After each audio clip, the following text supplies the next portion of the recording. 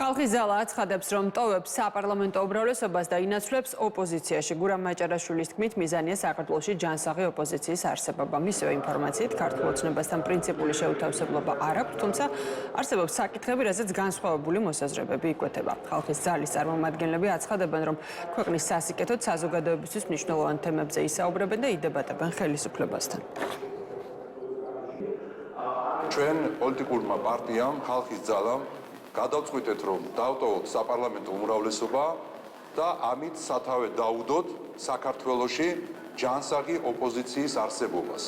ჩვენ დავანახეთ საზოგადოებას საქართველოში და მის ფარგლებს გარეთ, რაც აქვს სამწუხაროდ დავიწყებული, როგორი უნდა იყოს ჯანსაღი ოპოზიცია. პარტია ხალხის ძალა აუცილებლად შექმნის იმ პოლიტიკურ პლატფორმას, რაზეც არაერთხელ ვისაუბრია, რომელიც იქნება ჯანსაღი ოპონირების რეჟიმში, რაზეც იქნება სწორი ხედვები მხარს დაუჭერთ, რა თქმა უნდა, ქართულ ოცნებას, მაგრამ სადაც იქნება შეუთავსებლობები ან კრიტიკა ჯანსაღი, რა თქმა უნდა, ამასაც დავაფიქსირებთ.